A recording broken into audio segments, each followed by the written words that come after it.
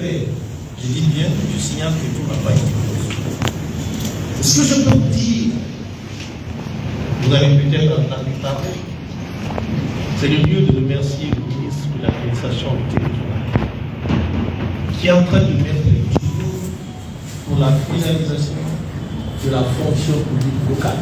Ils sont en train de travailler là-dessus. Et à l'instant où je vous parle, l'instant T, une commission composée du ministère de l'enseignement préuniversitaire, de la fonction publique, du ministère de l'administration du territoire et du budget, ils sont en train de travailler sur la situation de ces contrats. Il sera très prématuré pour moi. J'ai dit qu'à l'instant où vous parlez, ils sont en train de travailler sur ça. C'est une préoccupation pour tout le monde. Il faut résoudre ce problème de manque de création à l'intérieur du pays. Nous sommes en train de travailler. Et les conclusions seront tirées et elles seront publiques. Tout le monde verra. C'est quoi? Qu'est-ce qu'il faut faire? Qu'est-ce qu'il faut faire? Donc, toutes les questions que vous posez relatives à ces anciens contractuels sont en train de travailler dessus. C'est une commission composée de toutes les parties. Et à l'issue de ce travail, nous verrons, nous rendrons public quelles sont les dispositions qui sont prises. Donc, la condition du travail des enseignants.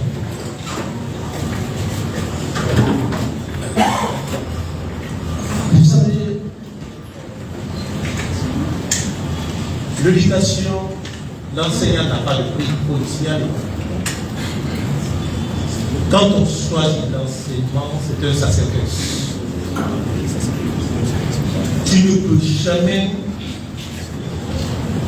être payé à la hauteur de ce que tu donnes. Et tout le monde connaît la situation des enseignants. Nous venons de très loin. Je suis de ce corps, je suis enseignant. Nous sommes en train de travailler avec les syndicalistes. Sur toutes ces conditions, nous sommes en train de travailler avec les syndicalistes. Il sera très imprudent de dire, voici quand les conclusions des travaux ne sont pas tirées, d'avancer quelque chose, c'est imprudent. C'est déconseillé. Donc nous sommes en train de travailler de fond. Et les syndicalistes, et toutes les parties prises, ce n'est pas seulement le ministère de l'enseignement préuniversitaire. Quand on parle de l'amélioration des conditions de vie, que ce soit les enseignants, que ce soit l'enseignement préuniversitaire, supérieur, technique ou de n'importe quel secteur de la fonction publique, il y a plusieurs parties qui rentrent en ligne de compte. Ce n'est pas seulement le ministère de l'Éducation nationale ou préuniversitaire qui se prononce sur ces questions. Donc nous sommes en train de travailler là-dessus. Et au moment où, Inch'Allah, nous allons rendre la conclusion publique. Très bien, on me parle de la suppression du CEE. Je vais vous dire ici qu'il y a plus de pays qui ont le CEE dans la sous-région que ceux qui n'ont pas le CEE. Et ceux qui ont supprimé le CEE le regrettent aujourd'hui et veulent revenir sur le CEE. Celui qui vous parle, c'est un ministre. Celui qui vous parle, c'est un ministre qui est en contact avec ses collègues ministres. Celui qui vous parle, c'est un ministre qui participe au colloque.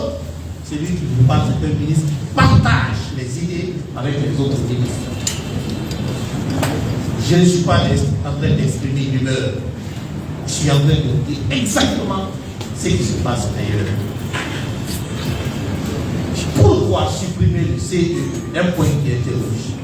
J'entends beaucoup dire, beaucoup, et d'ailleurs ils asseyent leur conviction sur ça, parce que c'est un examen qui coûte beaucoup à l'État. Moi je leur dis, prenez le but que les feuilles notées quelque part. Je préfère un chaos économique à une formation par le chaos économique qui se rectifie dans le temps.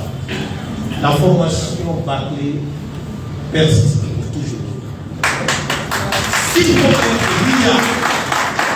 bien formé, je suis d'accord. Je n'en conviens pas mais il faut que cette formation soit là. Pourquoi enlever le CE? C'est ça la bonne question. Pourquoi on doit enlever le CEE? Pourquoi insister qu'on enlève le CEE? Pourquoi? Donc moi je sois ministre, que je ne sois pas ministre, je soutiendrai toujours l'état actuel de notre pays. Vous savez,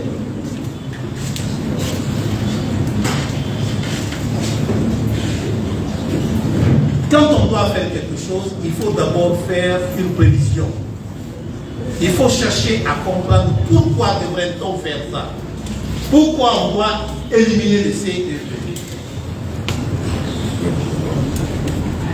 Donc nous estimons qu'aujourd'hui, les seuls moyens pour freiner les passages automatiques,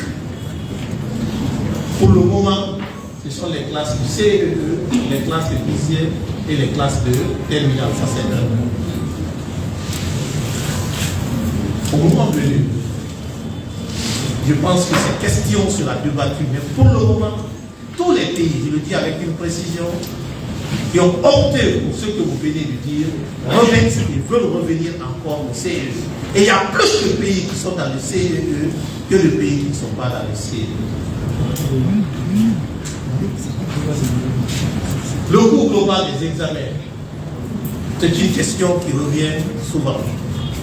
L'année dernière, cette question était posée.